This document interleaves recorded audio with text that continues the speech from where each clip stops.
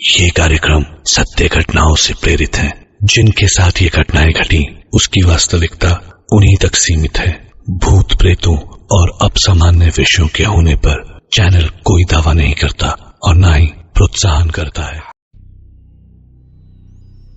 एक control room में एक सैनिक अपना काम कर रहा था। तभी अचानक से एक वहां पर वॉइस मैसेज आया जो कि अननोन जगह से आया था। और उस वॉइस मैसेज को जब प्ले किया गया तो उस वॉइस मैसेज में एक सैनिक ने कहा था कि हेलो हेलो कंट्रोल रूम, मैं यहाँ वॉर जोन से बोल रहा हूँ। वॉर जोन के जंगलों में एक घर है बहुत बड़ा। मैं और मेरी बटालियन वहीं पर फंस गई है और हम यहाँ पर काफ़ी टाइम से लड़ रहे हैं, लेकिन दुश्मनों ने हमें चारों तरफ से घेर लिया है और यहाँ पर कुछ अजीब से क्रिएचर है जो कि हम पर हमला कर रहे हैं। हम बहुत बड़ी मुसीबत में हैं। यहाँ पर सिचुएशन हमारे हाथ से निकली जा रही है और हमें मदद चाहिए जल्दी।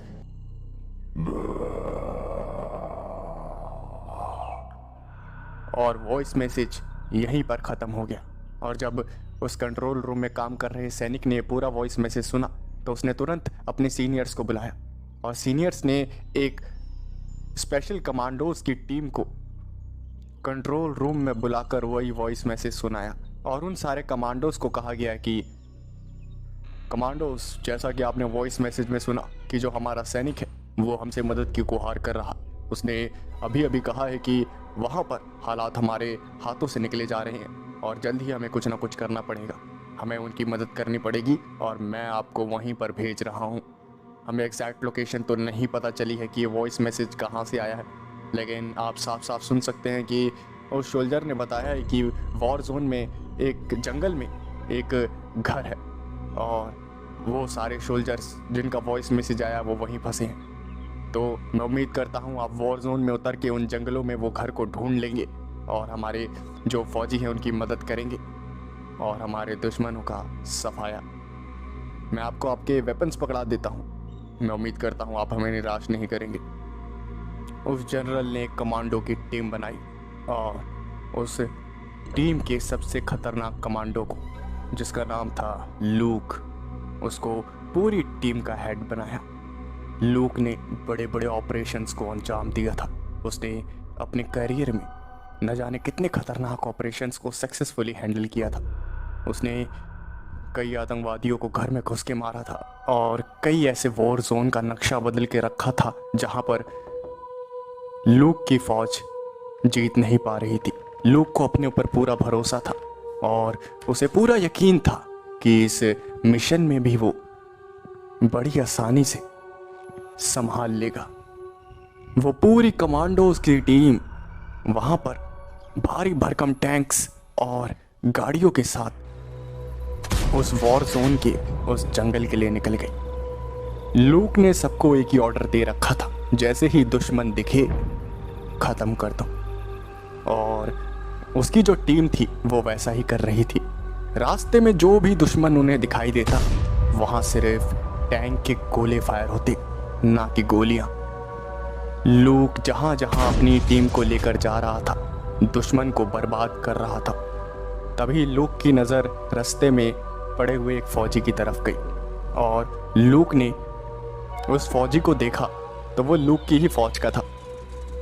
लूक उस फौजी के पास गया और फिर उस फौजी से कहा कि आर यू ओके? तुम्हारी हालत तो बहुत ख़राब लग रही है। वॉर में लग रहा है तुमने बहुत लड़ाई की है, हमारे साथ चलो। उस फौजी की हालत बहुत ज़्यादा ख़राब थी। उसे जगह जगह घाव लगे हुए थे।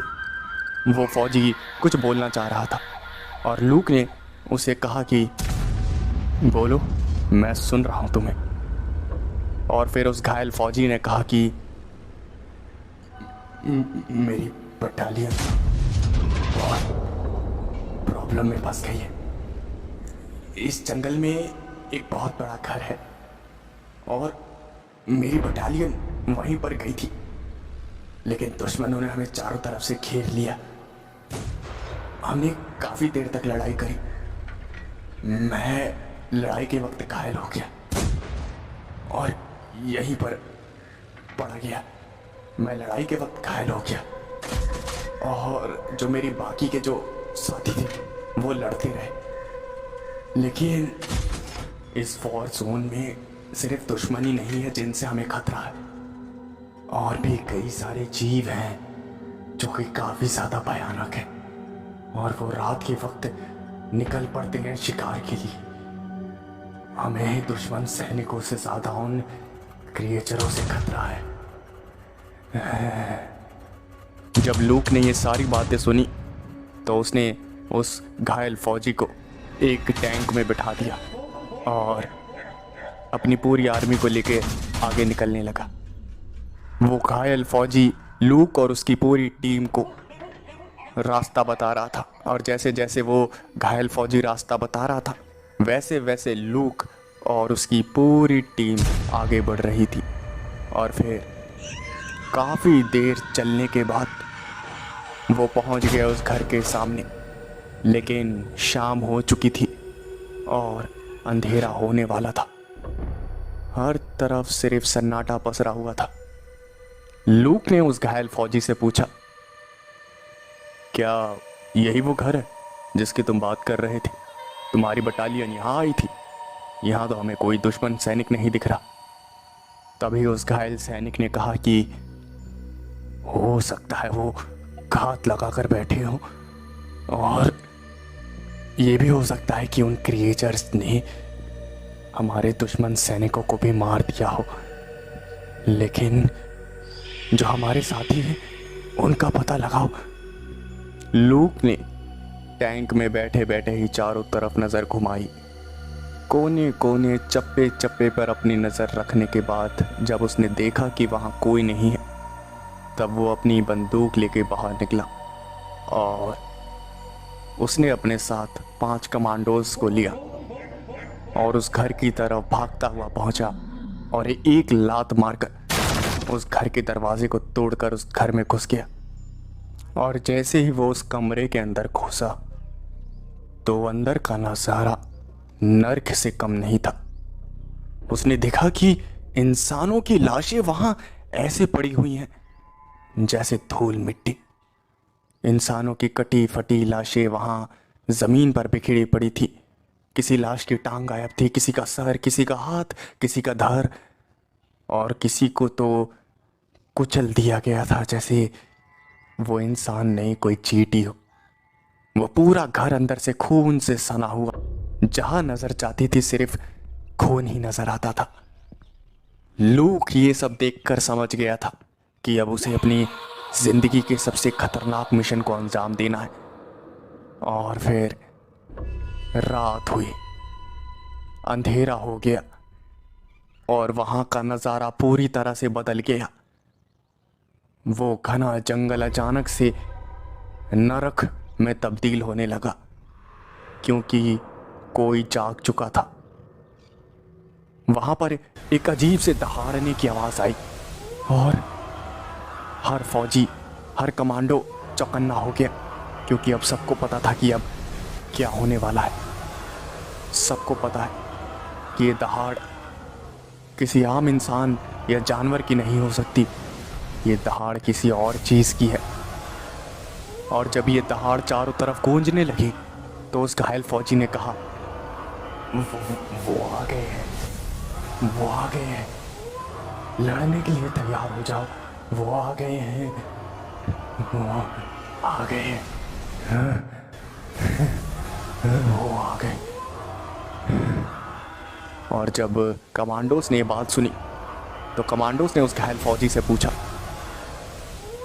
कि कौन आ गया? तुमने क्या उनको देखा है? क्या ये दहाड़ किसी जानवर की है? जिसके जवाब में उस घायल सैनिक ने बोला, उससे भी बुरा, ये जंगल कई खतरों से घिरा हुआ है।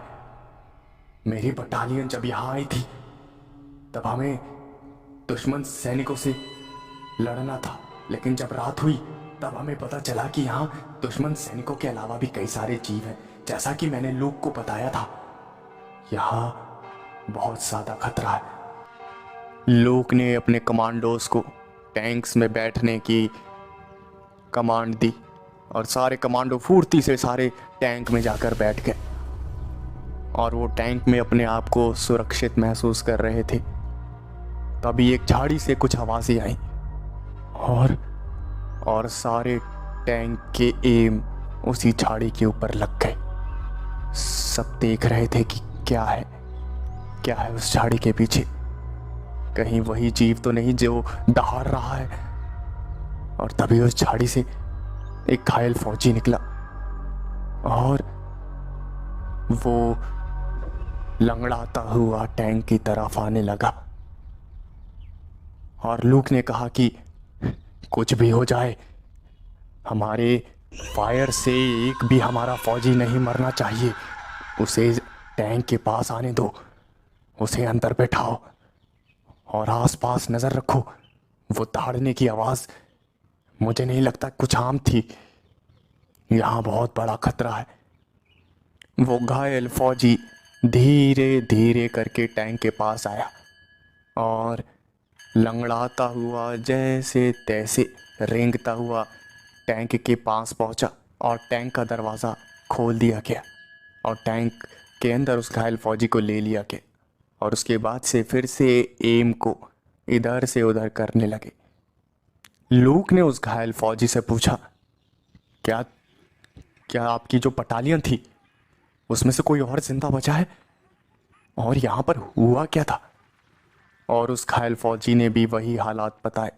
उसने बताया कि यहाँ पर कई सारे अजीबोगरीब जीव हैं जिनसे उन्हें खतरा है और वो वॉर जोन में फौज के लिए खतरा बन रहे हैं। तभी अचानक से झाड़ियों में से कई सारे लोगों ने हमला कर दिया और वो सारे लोग आम नहीं थे, सब के सब इन्फेक्टेड ह्यूमंस थे जो कि आदमखोर बन गए थे। सब ने बौखलाते हुए टैंक के ऊपर हमला कर दिया, लेकिन एक टैंक के फायर में कई सारे इन्फेक्टेड ह्यूमंस मर रहे थे। उनकी तादाद कई ज़्यादा थी, लेकिन टैंक्स के बदौलत लूक और उसकी टीम ने उन सबको ढेर कर दिया। और लूक ने जब देखा कि सारे दुश्मन ढेर हो गए हैं, तब फिर लूक बाहर निकला और उसने एक इन्फेक्टेड ह्यूमन की जांच की तो उसने देखा कि वो भी एक फौजी था, लेकिन दुश्मन सेना का। इसका मतलब कि कुछ ना कुछ तो गड़बड़ है।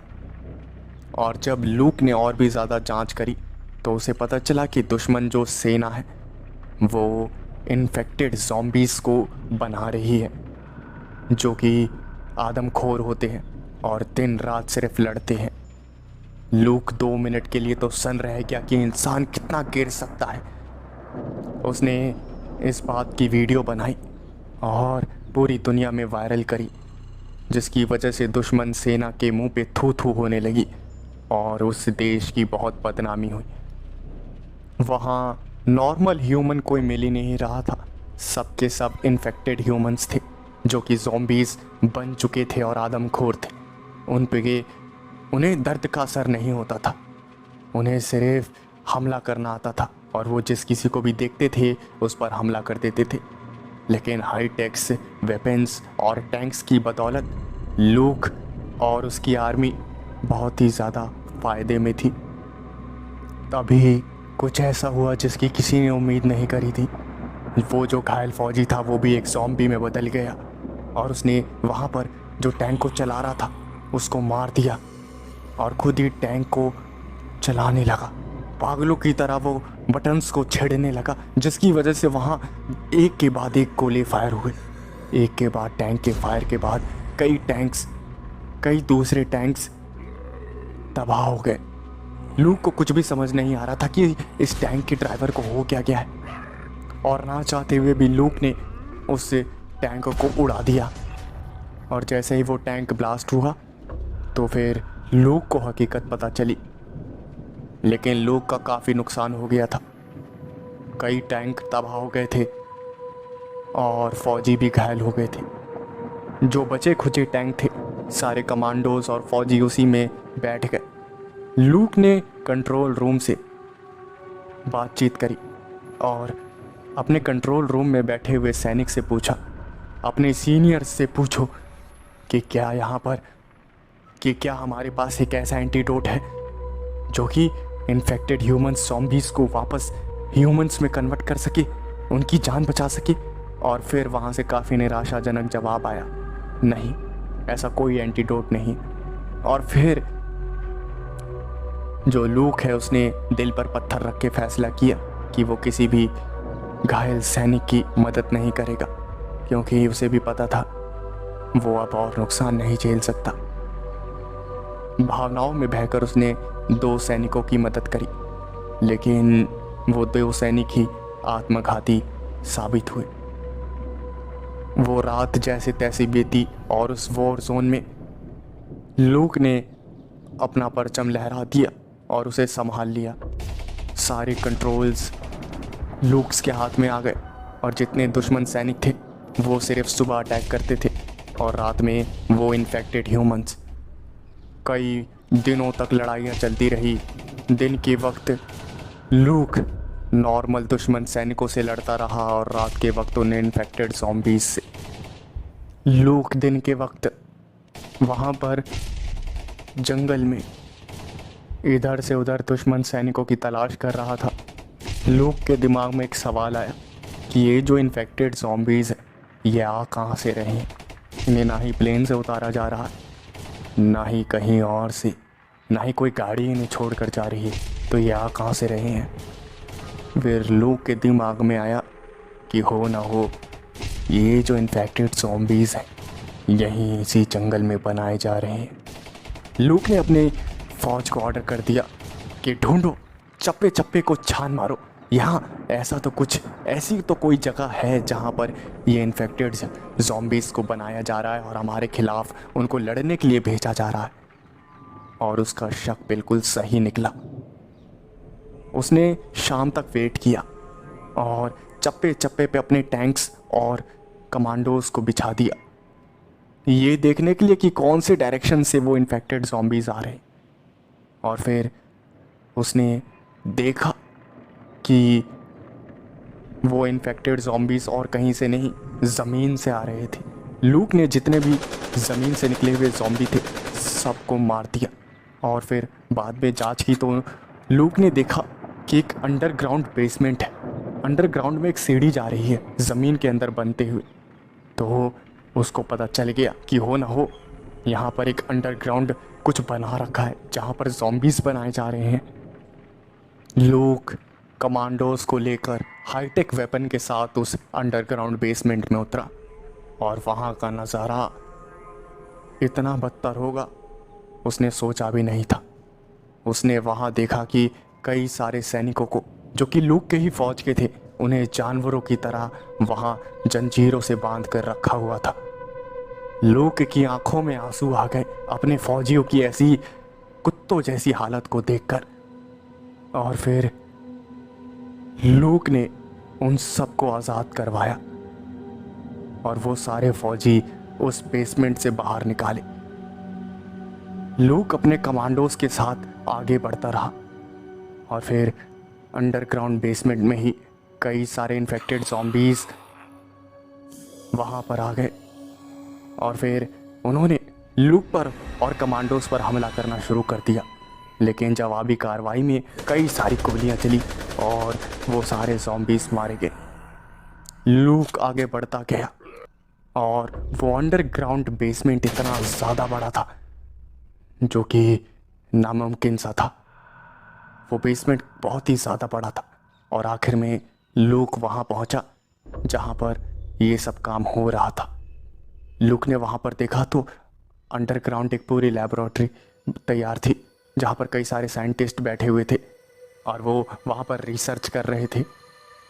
और जब उन सारे साइंटिस्ट ने लूक को देखा तो उन सारे साइंटिस्ट ने वहाँ पर एक बटन को दबा दिया और वहाँ पर एक सायरन बजने लगा और उस सायरन के बजते ही ढेर सारे दुश्मन कमांडोज वहाँ आ गए।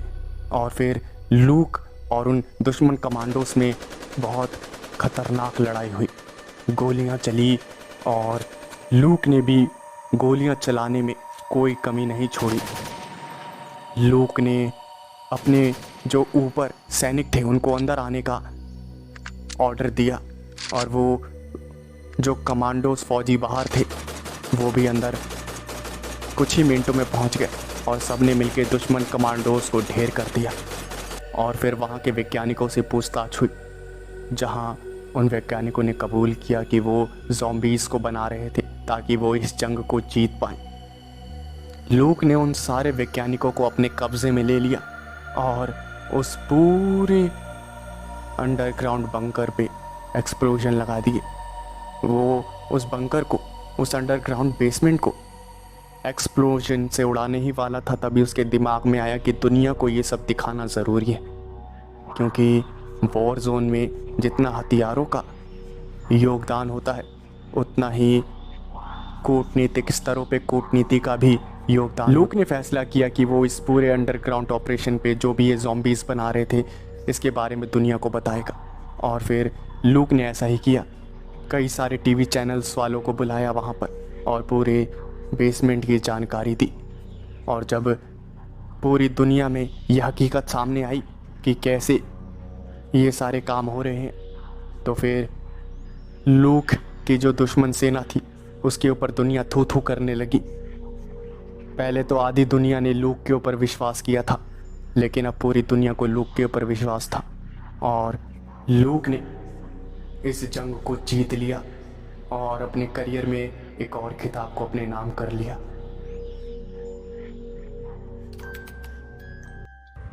वियतनाम वॉर में कुछ अमेरिकी सैनिक वियतनाम के जंगलों में घूम रहे थे।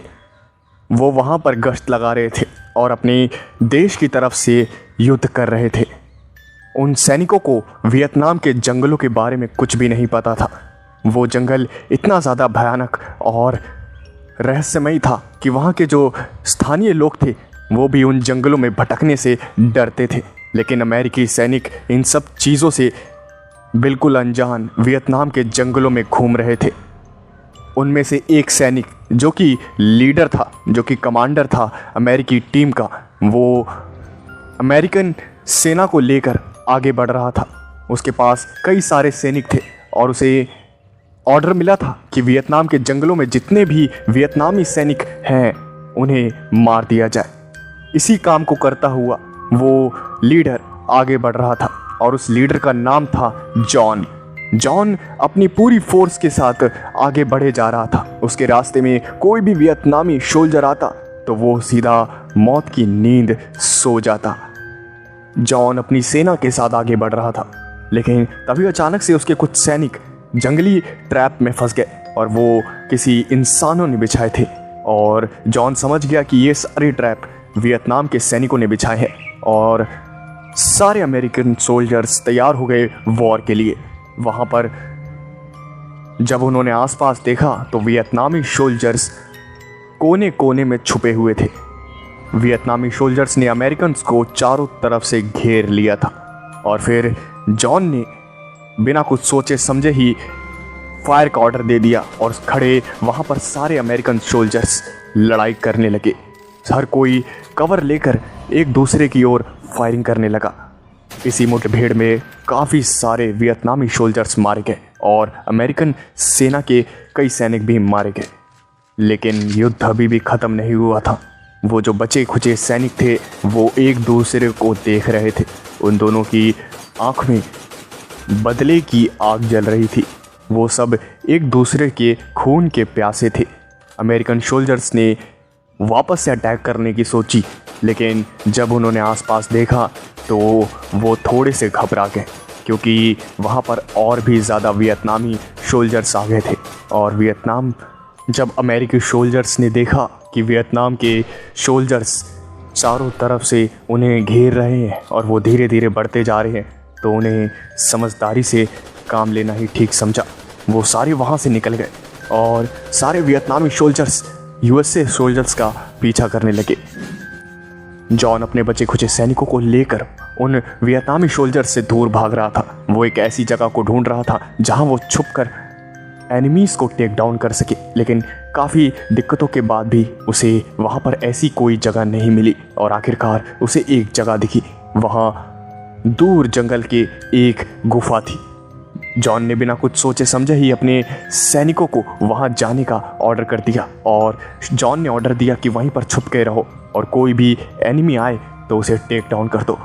वो सारे अमेरिकन सोल्जर्स जॉन की बात को मानते हुए उस गुफा के अंदर चले गए और जॉन उन दुश्मन सेना को भटकाने के लिए किसी और दिशा में भागने लगा और उनको चकमा देकर उसी गुफा में आ गया। और उसने जब उस गुफा में देखा तो उसकी आंखें चौड़ी हो गई। उसने देखा कि उसके कुछ सोल्जर्स की लाश उसी गुफा में पड़ी हुई है। जॉन को लगा कि यहाँ पर वियतनामी सोल्जर्स पहले से बैठे हुए थे, लेकिन सोल्जर्स की लाश को देखकर ऐसा लग रहा था कि उन्हें किसी इंसान ने नहीं मारा, क्योंकि अमेरिकन सोल्जर्स को बुरी तरह से चीर फाड़ दिया गया था। जॉन ये सब देख के थोड़ा सा अपने कदम को पीछे लेने लगा और बाकी सोल्जर्स को ढूंढने लगा। वो जंगल के अंदर वापस आया और उसने देखा कि उसका एक सोल्जर खून से लथपथ एक पेड़ के नीचे पड़ा हुआ है और वो अपनी आखिरी सांसें गिन रहा है। जॉन उसके पास भागता हुआ आया और उसने उस अमेरिकन सोल्जर से पूछा कि आखिर हुआ क्या था उस गुफा में। मैंने तुम्हें वहाँ अंदर जाने के लिए बोला तो था, लेकिन उस गुफा में ऐसा क्या था कि वहाँ हमारे सोल्जर्स मारे गए। फिर उस अपनी आखिरी सांस को गिनते हुए सोल्जर ने कहा कि वहाँ एक अजीब सा क्रिएचर था। वो दिखने में बहुत ज़्यादा भयानक था। उसने एक एक करके हमारे सोल्जर्स को मौत के घाट उतार दिया। मैं जैसे तैसे करके वहाँ से भागा, लेकिन उसने मुझे पकड़ लिया और पूरी तरह से जख्मी कर दिया, लेकिन मैं भागता हुआ यहाँ आ गया। जॉन ने कोई भी देरी नहीं करी और मदद बुलाई। अमेरिका ने बिना कोई देरी किए और भी ज़्यादा ट्रूप्स को भेजा और फिर हेलीकॉप्टर से कई सारे ट्रूप्स उस फॉरेस्ट में उतरे और कुछ मेडिकल हेल्पर भी उतरे और उस घायल सोल्जर को वहाँ से लेकर गए। जॉन ने उन सारे नए सोल्जर्स को समझाया कि ये जंगल काफ़ी ज़्यादा मिस्टीरियस है। यहाँ पर शायद कुछ ऐसी चीज़ें हैं जो हमारी सोच के परे हैं और हो सकता है वो हम पर काफ़ी ज़्यादा भारी पड़े। हमें यहाँ पर दुश्मन सैनिकों से ज़्यादा उन रहस्यमयी चीज़ों से खतरा है और मैं चाहता हूँ कि हमारा एक एक फौजी अपने पूरे होश व आवाज़ और पूरे जोश के साथ लड़े। अमेरिकी सैनिक पूरी तरह से जोश से भरे हुए थे। जॉन के दिमाग में वही बात चल रही थी जो वो घायल सोल्जर बता रहा था। उसके बताने के अनुसार एक मिस्टीरियस क्रिएचर उस गुफा में था और वो आदमखोर था जिसने अमेरिकन सोल्जर्स को मारा। और जॉन के दिमाग में यही सारे सवाल चल रहे थे कि क्या सच में उस गुफा में ऐसा कुछ है, और अगर ऐसा कुछ सच में है तो क्या वैसे और भी क्रिएचर इस जंगल में हो सकते हैं। जॉन ये सब अमेरिकन सोल्जर्स के साथ बैठकर सोच ही रहा था, तभी अचानक से एक डायरेक्शन से गोली चली और फिर अमेरिकन सोल्जर्स चौकन्ने हो गए। उन्हें पता चल गया था कि वियतनामी सोल्जर्स ने उन्हें ढूंढ लिया है। हर एक सैनिक ने एक एक कवर ले लिया और फिर चारों तरफ देखने लगे। चारों तरफ से फायरिंग शुरू हो गई। अमेरिकन सोल्जर्स ने डटकर सामना किया और वियतनामी जो सोल्जर्स थे उनमें से कुछों को बंदी बना लिया। उन्होंने उन वियतनामी सोल्जर्स से पूछा कि आखिर इस जंगल में क्या सिर्फ हम ही युद्ध लड़ रहे हैं या कुछ ऐसे क्रिएचर्स भी हैं जो मुसीबत बन सकते हैं हमारे लिए। और उस वियतनामी सोल्जर्स ने हंसते हुए कहा कि हम इसी मिट्टी में पैदा हुए हैं, हमें यहाँ का चपा चपा पता है। हमारी टेक्निक तुमसे कई ज्यादा आगे है। तुम्हें लग रहा होगा कि तुम जीत रहे हो, लेकिन ऐसा नहीं है। हम मारे गए तो क्या हुआ, हम मर जाएंगे हमारे देश के लिए, लेकिन जो यहाँ क्रिएचर्स रहते हैं उनके हाथों तुम भी मारे जाओगे। और जॉन ने फिर उस सोल्जर से पूछा कि आखिर कौन से क्रिएचर हैं जिनकी तुम बात कर रहे हो। और फिर उस वियतनामी सोल्जर ने कहा कि वो सब आदमखोर है, वो तुम्हारे बोटी बोटी नोचे खा जाएंगे। रात होने वाली है और मेरी सलाह मानो कि ये तुम्हारी जिंदगी की आखिरी रात होगी अमेरिकन्स। जॉन वापस से अपनी टीम के लिए एक सेफ जगह को ढूंढने लगा और काफ़ी देर बाद उसे एक जगह मिल भी गई। उसने अपने सैनिकों को कहा कि आज रात हम यहीं रुकेंगे और उन सैनिकों ने वहीं पर एक बॉनफायर लगाया। वो वहाँ पर बैठ गए और आग के चारों तरफ कुछ सोल्जर्स थके हुए थे। जो सोल्जर ज़्यादा ही थक गए थे उन्हें सोने का ऑर्डर दे दिया जॉन ने, और बाकी जो कम थके हुए थे जिनके पास ताकत थी अभी भी वो अभी भी चारों तरफ नज़र रख रहे थे। जॉन की नींदें उड़ी हुई थी और उस वियतनामी सोल्जर्स ने जो कहा था वो जॉन के दिमाग में चले जा रहा था, क्योंकि अगर वो वियतनामी सोल्जर झूठ बोल रहा है तो वो अमेरिकन सैनिक क्यों झूठ बोलेगा। इसका मतलब कुछ ना कुछ तो यहाँ पर है ही। जॉन इन सब बातों के बारे में सोच रहा था, तभी उसके सोल्जर्स ने कहा कि सर आप जाके टेंट में आराम करिए, हम अभी यहाँ पर ध्यान रख लेंगे, आप सिर्फ आराम करिए, आपको आराम करने की ज़रूरत है। जॉन भी टेंट में चला गया, लेकिन उसे नींद नहीं आ रही थी। लेकिन तभी अचानक से उसने बाहर शोरगुल सुना और वो बाहर निकला तो उसने देखा कि उसके सारे टेंट उखड़ रहे हैं। एक अजीब सा दिखने वाला पागल सा क्रिएचर उन टेंट पे हमला कर रहा है। अमेरिकन्स ने उस अजीब से क्रिएचर पे फायरिंग शुरू कर दी, लेकिन उस क्रिएचर पे इस फायरिंग का कोई भी असर नहीं पड़ रहा था। वो पागलों की तरह टेंट्स को बर्बाद कर रहा था और अमेरिकन सोल्जर्स को घायल कर रहा था। लेकिन उससे पहले ही वो कुछ ज़्यादा नुकसान कर पाता, एक अमेरिकन सोल्जर ने उसके गले के पास में एक नाइफ घुसा दिया, जिसकी वजह से वो पागल सा क्रिएचर ज़मीन पे गिर के तड़पने लगा। और उस क्रिएचर को सारे सैनिक देखकर हैरान थे। उन्होंने ऐसा अजीब सा क्रिएचर कभी भी नहीं देखा था। वो काफ़ी ज़्यादा दिखने में भयानक था और कुछ लोग तो ये कहने लगे कि ये एक वेंडिगो है। कई दिनों तक जॉन और अमेरिकन सोल्जर लड़ाई करते रहे। उस अनजान से जंगल में, भयानक से जंगल में अमेरिका की तरफ से लड़ते रहे। लेकिन एक दिन वियतनाम के सोल्जर्स ने जॉन को और उसकी पूरी टीम को बुरी तरह से घायल कर दिया और उनको अधमरा करके वहाँ से चले गए। वो जॉन और उसकी बाकी के साथी अपनी आखिरी सांसें गिन रहे थे और तभी रात हो गई। उन्होंने अजीब से क्रिएचरों की आवाज़ सुनी और एक वैसा ही अजीब सा क्रिएचर जिसे अमेरिकन्स ने मारा था वो भागता हुआ अमेरिकन्स के पास आया और अमेरिकन सोल्जर्स जो कि मर चुके थे उन्हें चबाने लगा।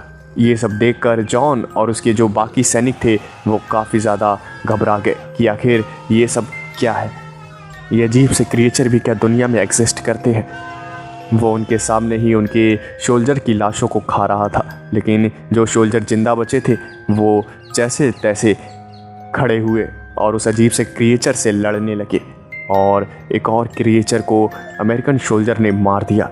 लेकिन जॉन कुछ ज़्यादा ही घायल हो रखा था, उसकी हालत काफ़ी ज़्यादा ख़राब थी, वो अपनी आखिरी सांसें गिन रहा था।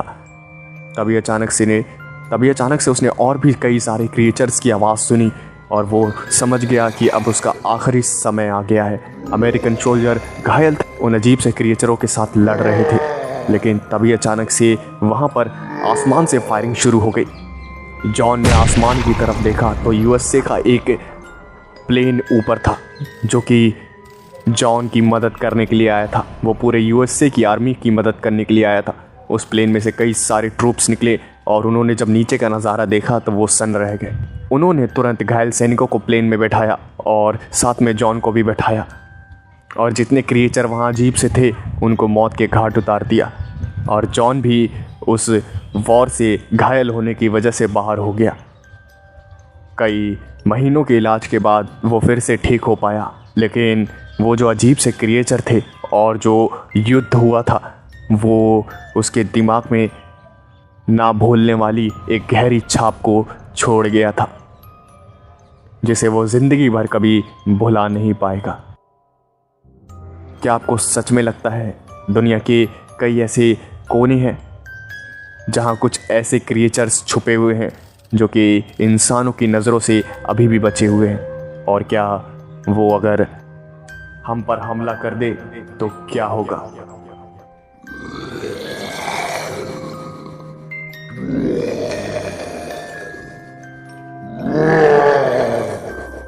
एंड्रू की छुट्टियां काफ़ी लंबे समय बाद मंजूर हुई थी और वो हाथों में गुलाब का फूल लेकर अपनी कार में सवार होकर अपने घर काफ़ी दिनों बाद जा रहा था।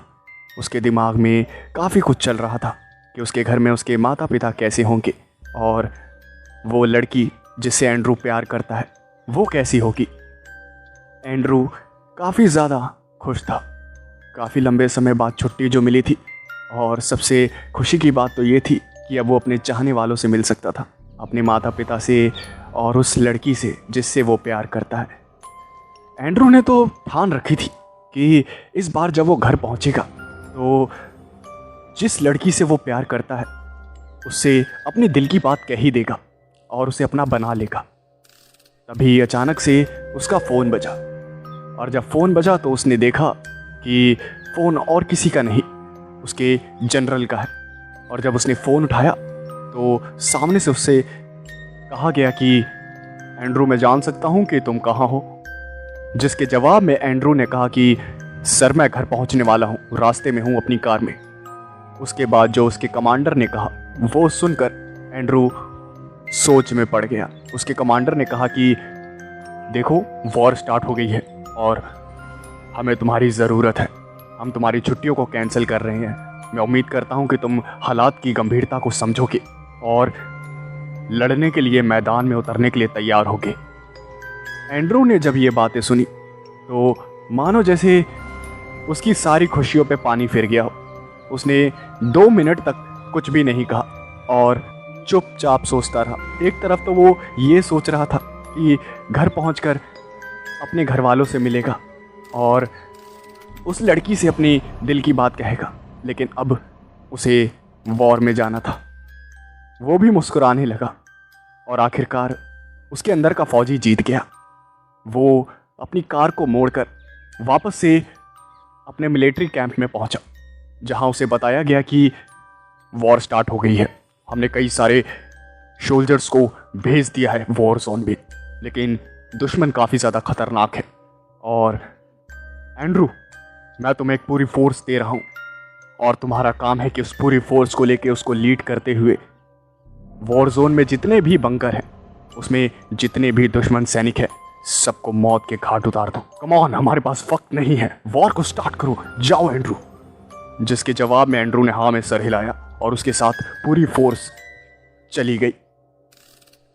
उस पूरी फोर्स को एक प्लेन उस वॉर जोन में लेकर गया और सारे सोल्जर्स तैयार थे वहाँ से एयर ड्रॉप होने के लिए। सारे सोल्जर्स एक दूसरे को देख रहे थे और ऑल द बेस्ट कह रहे थे। सबको पता था कि ये उनकी ज़िंदगी की आखिरी जंग हो सकती है, लेकिन सब सोल्जर थे। सबके दिल में देश के लिए मरने का जुनून सवार था। उन्हें सिर्फ लड़ना था। सारे सोल्जर एक एक करके उस प्लेन से पैराशूट पहनकर नीचे कूदने लगे और सारे सोल्जर धीरे धीरे वॉर जोन में उतरे। वॉर जोन की हालत काफ़ी ज़्यादा ख़राब हो रखी थी। उन्होंने देखा तो लाशों का ढेर लगा हुआ था।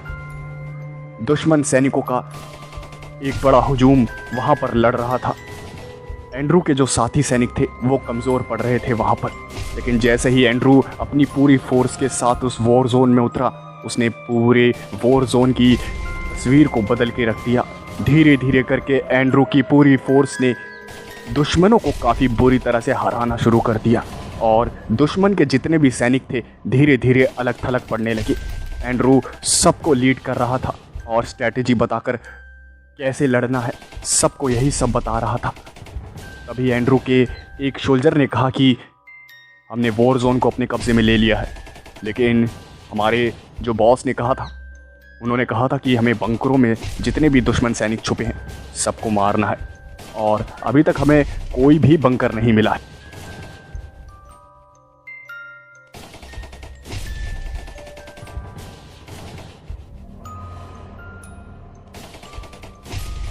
एंड्रू ने अपनी पूरी फोर्स को छोटे छोटे टुकड़ों में डिवाइड कर दिया और एक बड़े हिस्से को कहा कि तुम वॉर जोन को संभालो और मैंने जितनी भी टीमें बनाई हैं सब बंकर्स को ढूंढो और तुम्हें एक भी बंकर नज़र आ जाए तो मुझे आकर बताओ। वो सारे वहाँ से चले गए और बंकर्स को ढूंढने लगे। तकरीबन 10 मिनट बाद एक सोल्जर आया जिसने बताया कि उसने एक बंकर को देखा है। एंड्रू मुस्कुराने लगा और उसने सबको आने का ऑर्डर दिया। एंड्रू अपनी फोर्स के साथ उस बंकर के पास पहुंचा और सारे जो सोल्जर थे उन्होंने उस बंकर में एक्सप्लोसिव लगाना शुरू कर दिया, लेकिन तभी अचानक से एंड्रू ने सबको मना किया। और जब एंड्रू से रीज़न पूछा गया तो एंड्रू ने कहा कि उस बंकर में हमारे सोल्जर्स की गन पड़ी हुई है, इसका मतलब हमारे सोल्जर भी अंदर हो सकते हैं, इसको एक्सप्लोजिव से उड़ाना ठीक नहीं रहेगा, हमें इस बंकर में उतरना पड़ेगा। पूरी फोर्स धीरे धीरे करके उस बंकर में जाने लगी, लेकिन तभी एंड्रू ने कहा कि सबको आने की कोई ज़रूरत नहीं है, मैं और 5 सोल्जर्स ही अंदर जाएंगे और बाकी सब यहाँ वॉर जोन में ख्याल रखो।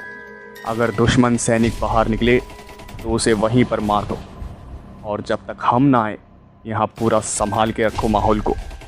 ये कहकर एंड्रू अपने साथ 5 सोल्जर्स को लेकर उस बंकर में उतर गया। अंडरग्राउंड बंकर के अंदर का माहौल बहुत ही ज़्यादा भयानक और गंदा था।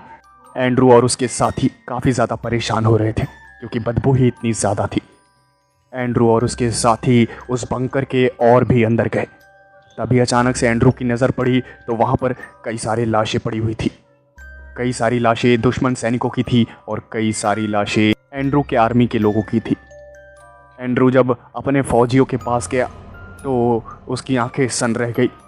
एंड्रू ने जब अपने आर्मी के फौजियों की लाशें देखी तो एंड्रू की आंखों में आंसू आ गए और उसने उन लाशों के ढेर में एक लाश ऐसी देखी जिसे एंड्रू जानता था। एंड्रू के जब बाकी साथियों ने भी उन लाशों को देखा तो सारे इमोशनल हो रहे थे। तभी अचानक से एंड्रू ने कहा कि मुझे आंसू नहीं, बदला चाहिए। इस वॉर जोन से एक भी दुश्मन सैनिक वापस जिंदा नहीं जाना चाहिए। समझ गए मेरी बात? ये सुनकर एंड्रू के साथियों ने आंसू पोंछे और गन लेकर आगे बढ़ने लगे। तभी अचानक से वहाँ एक फौजी आया जो कि दुश्मन सेना का था, लेकिन उसकी हरकतें काफ़ी ज़्यादा अजीब थी। उसके मुंह से कुछ काली सी चीज़ निकल रही थी, एक काला सा लिक्विड निकल रहा था जो कि दिखने में काफ़ी ज़्यादा घिनौना था। वो अजीब सी हरकतें करता हुआ एंड्रू की टीम की तरफ बढ़ रहा था और वो ज़्यादा पास आए इससे पहले ही एंड्रू की टीम ने उसे गोलियों से छल्ली कर दिया। और जब वो ज़मीन पर गिर गया तो सारे सैनिक उसके पास आए और सारे सैनिकों ने देखा कि उसके मुंह से कीड़े निकल रहे थे जो कि दिखने में काफ़ी ज़्यादा भयानक और घिनौना था। सबने एक दूसरे की शक्ल देखी और एक सैनिक ने कहा कि ये कोई आम सैनिक नहीं लगता, इसके साथ पक्का किसी ने कुछ किया है। तभी अचानक से और एक ज़ॉम्बी की तरह उसने एक फौजी के पैर पे काट लिया और फिर वापस से एंड्रू की टीम ने उस पर अंधाधुंध गोलियां चला दी, जिसकी वजह से वो वहीं पर मारा गया। एंड्रू ने अपने साथी सिपाही के पैर को देखा और वो पैर काफ़ी ज़्यादा घायल हो गया था। अब वो फौजी चलने लायक नहीं बचा था, जिसकी वजह से एंड्रू ने कहा कि 2 सोल्जर्स इसके साथ जाओ, इसे बाहर छोड़ कर आओ, इसे मेडिकल टीम की ज़रूरत है। 2 फौजी उस घायल सैनिक को लेकर बंकर के बाहर चले गए और एंड्रू और बाकी बचे सैनिक आगे बढ़ते रहे। एंड्रू और उसके साथी जब आगे बढ़े तो उन्होंने किसी के कदमों की आवाज़ सुनी। तो कदमों की आवाज़ सुन के सारे चौकन्ना हो गए और सबने अपने अपने एम पर बंदूक को रख दिया। सब चारों तरफ देख रहे थे। तभी अचानक से वहाँ कोई आया और वो भी एक सैनिक था, लेकिन एंड्रू की फ़ौज का। एंड्रू उस फौजी को जानता था, जिसकी वजह से एंड्रू ने कहा कि आर यू ओके, तुम ठीक तो हो? आओ, तुम्हें शायद मेडिसिन की ज़रूरत है, जल्दी तुम्हें हम इलाज के लिए भेजते हैं और बताओ बाकी आर्मी के बंदे कहाँ हैं। हम सबको बचाएंगे और बाकी जो एनिमी है उनको टेक डाउन करेंगे। लेकिन उस फौजी ने, जो कि एंड्रू के फौज का ही था, उसने कोई भी जवाब नहीं दिया और वो एंड्रू को घूरता हुआ उसकी तरफ कदम बढ़ाने लगा, जिसे देखकर एंड्रू को काफ़ी ज़्यादा अजीब लगा। और वो फौजी, जो कि काफ़ी अजीब बर्ताव कर रहा था, धीरे धीरे एंड्रू के पास आया और एंड्रू के पास आकर उसने एंड्रू पे काफ़ी बुरी तरह से हमला कर दिया। एंड्रू ने बिना किसी देरी किए उस पर कई राउंड फायर किए और वो वहीं पर ज़मीन पर गिर गया। और वो जब ज़मीन पे गिरा तो उसके मुंह से भी एक ब्लैक लिक्विड निकलने लगा और एंड्रू समझ गया कि यहाँ के हालात बद से ज़्यादा बदतर हैं। ये जो फौजी हैं जो इतनी अजीब हरकतें कर रहे हैं, ये खुद ऐसी हरकतें नहीं कर रहे, इनसे कोई ये हरकतें करवा रहा है, कोई है जो इन्हें कंट्रोल कर रहा है। और हो ना हो इसके पीछे का कारण उनके मुंह से निकलता हुआ वो ब्लैक लिक्विड ही है। एंड्रू और उसके साथी और भी आगे बढ़े, लेकिन आगे जाकर रास्ता ख़त्म हो गया। सामने एक दीवार थी। एंड्रू के साथियों ने कहा कि एंड्रू, यहाँ तो आगे रास्ता ही नहीं, लगता है ये बंकर यहीं तक है। अब हमें यहाँ पर एक्सप्लोजिव लगा के इस पूरे बंकर को उड़ा देना चाहिए। एंड्रू ने तभी उस दीवार को ध्यान से देखा और उस दीवार के पास गया और एंड्रू ने कहा कि कभी कभी जो दिखता है वो वैसा होता नहीं है। ये कहकर उसने दीवार पर कान लगाए और उस दीवार के पीछे से कुछ आवाज़ें आई जो कि सुनकर लग रहा था कि ये बंकर यहीं तक सीमित नहीं है। तभी वो दीवार एक दरवाजे की तरह खुल गई तो एंड्रू और उसके फौजियों ने देखा कि उस दीवार के पीछे कई सारे फौजी थे, जो कि अब फौजी बचे ही नहीं थे, जो कि इंसान ही नहीं रहे थे। उनकी अजीब हरकतों ने साबित कर दिया था कि वो सारे ज़ॉम्बी बन गए थे और वो खुद ज़ॉम्बी नहीं बने थे, उन्हें ज़ॉम्बी बनाया गया था।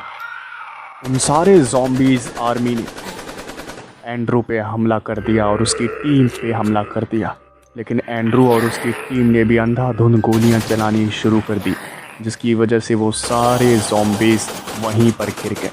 मुठभेड़ में एंड्रू भी घायल हो गया, लेकिन वो घायल होने के बाद भी लड़ने के काबिल था।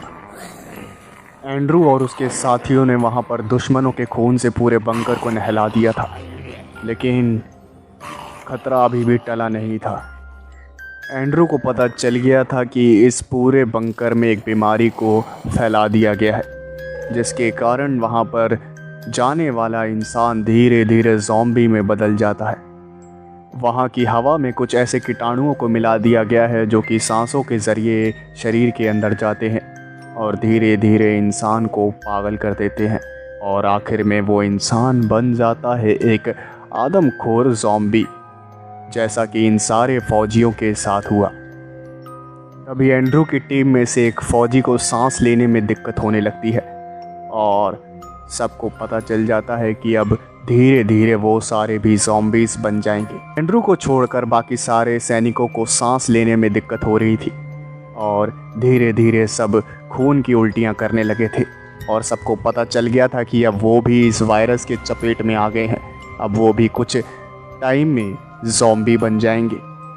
एंड्रू को कुछ भी समझ नहीं आ रहा था कि आखिर करे क्या। एंड्रू अपने सैनिकों की हालत देखकर काफ़ी ज़्यादा टेंशन में आ गया था। तभी उसने अपने सारे सैनिकों को बाहर जाने का ऑर्डर दिया, लेकिन एंड्रू की टीम में से एक सैनिक ने कहा कि अगर हम बाहर जाएंगे तो ये जो वायरस है बाकी लोगों में भी फैल जाएगा, और ये वायरस अगर बाहरी दुनिया में अगर गलती से भी फैल गया तो पूरी दुनिया खत्म हो जाएगी। और फिर एंड्रू ने पूछा, तो अब हम क्या करें? मैं मदद बुलाता हूँ, तुम्हें घबराने की ज़रूरत नहीं है। जिसके जवाब में एंड्रू के टीम मेंबर ने कहा कि मदद बुलाने का कोई फ़ायदा नहीं है एंड्रू, मदद आने में 2 या 3 घंटे लग जाएंगे और तब तक शायद हम भी ज़ॉम्बी बन चुके होंगे और जो भी हमारी मदद करने आएगा वो भी शायद ज़ॉम्बी बन जाएगा। एंड्रू सोच में पड़ गया। एंड्रू के अलावा बाकी सारी टीम के मेंबर्स की हालत ख़राब होती जा रही थी। तभी एक मेंबर ने कहा कि एंड्रू, बाहर हमारे एक फौजी के बैग में, जिसका नाम मार्क है, उसके बैग में एक एंटीडोट है जो कि मुझे ऊपर से दिया गया है, तुम जाके उसे ले आओ, हो सकता है उससे हम सारे बच जाएं।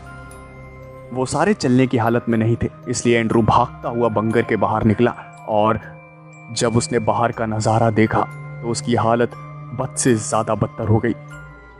उसने देखा कि जो सैनिक घायल था, जिसके पैर में घाव लगा था, जिसको उसने मेडिकल हेल्प के लिए बाहर भेजा था, वो ज़ॉम्बी बन चुका था और उसने फोर्स को मार दिया था। एंड्रू ने उस ज़ॉम्बी को भी गोली मार दी, लेकिन एंड्रू के पास अब इमोशनल होने का टाइम नहीं था। उसे अपने साथियों की जान बचानी थी। वो मार्क को ढूंढने लगा, जिसके बैग में एंटीडोट था, और उसे मार्क मिल भी गया, लेकिन मरा हुआ। उसके बैग में एंड्रू ने तलाशी लेना शुरू कर दिया और एंड्रू को पूरे बैग में कोई भी एंटीडोट नहीं मिला। और अब एंड्रू समझ गया कि एंड्रू से झूठ बोला गया था। एंड्रू भागता हुआ बंकर की तरफ जा रहा था, लेकिन उसके फौजियों ने खुद को ही बंकर समेत उड़ा दिया था। उस फौजी ने एंड्रू से झूठ बोला, क्योंकि एंड्रू भी जानता था कि वो अपनी टीम को ऐसी हालत में छोड़ के नहीं जाएगा। और एंड्रू काफ़ी समझदार फौजी था।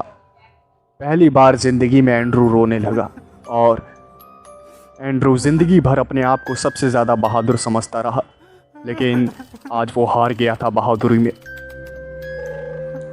एंड्रू फूट फूट कर रो रहा था और तभी अचानक से रोते रोते उसके मुंह से भी खून की उल्टी हो गई, जिसका मतलब वो भी वायरस की चपेट में आ गया था। और अब एंड्रू के पास भी ज़्यादा वक्त नहीं था। तभी वहाँ एक प्लेन आया और वहाँ से कई सारे फौजी एयर ड्रॉप किए गए। फौजी जब नीचे उतरे तो उन्होंने एंड्रू को देखा। एंड्रू की हालत काफ़ी ज़्यादा बुरी हो गई थी और वो एंड्रू की मदद के लिए आगे बढ़ रहे थे। तभी अचानक से एंड्रू ने खून की उल्टियाँ करते हुए कहा कि मेरे पास मत आना, मेरे पास मत आना, मैं एक वायरस की चपेट में आ गया हूँ और अगर तुम मेरे पास आए तो तुम भी आ जाओगी।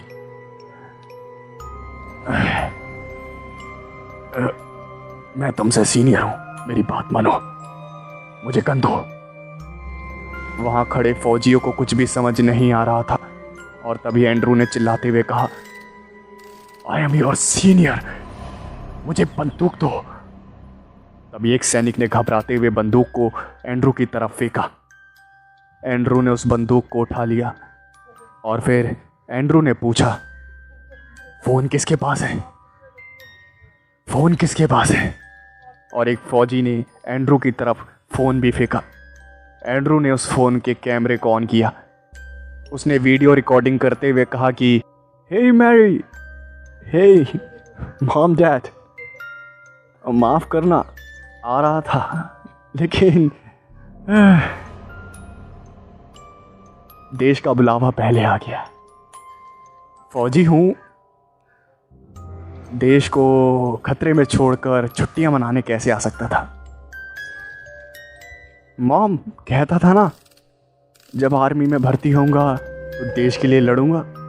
देखो आज एक कदम आगे आ गया, मर भी रहा हूं देश के लिए। और हाँ मॉम, जो हमारे घर के पड़ोस में वो लड़की रहती है ना, मैं आपसे कभी बता नहीं पाया, बहुत पसंद है मुझे। आपको ये वीडियो मिलेगी ना तो उसे बताना, मैं बहुत प्यार करता था उसे। हमेशा सोचता था आज नहीं तो कल उसे दिल की बात बता दूंगा और वो मेरी हो जाएगी। लेकिन ये नहीं सोचा था कि एक कल ऐसा आएगा कि जिसके बाद कोई कल ही नहीं होगा, और वो कल आज आ गया। हे मैरी, आखिरी शब्द है तुम्हारे लिए, आई लव यू। ये कहकर एंड्रू ने रिकॉर्डिंग को बंद कर दिया और फ़ोन को वापस अपने फौजी साथियों के पास फेंक दिया और बोला कि इसे मेरी माँ को भेज देना। और ये कहकर एंड्रू ने अपने आप को गोली मार ली। वहाँ खड़े सारे फौजियों की आंखों में आंसू आ गए। एंड्रू मरते मरते भी हर किसी के लिए एक प्रेरणा बन गया। इस वीडियो को पूरे देश में चलाया गया और उसकी आखिरी रिकॉर्ड किए गए मैसेज को देखकर सबकी आंखों में आंसू है, सब रोए, पूरा देश रोया, और ख़ासकर वो माँ बाप और वो लड़की जिससे एंड्रू प्यार किया करता था। और आज भी सलाम किया जाता है उस एंड्रू की टीम को। उस पूरी टीम की जितनी भी तारीफ़ की जाए कम है। सो हे एवरीवन, जानता हूँ लास्ट में कह रहा हूँ, मेरा नाम है दीपक विश्वकर्मा और आप अभी तक सुन रहे थे मुझे। ये कहानी थी एंड्रू की।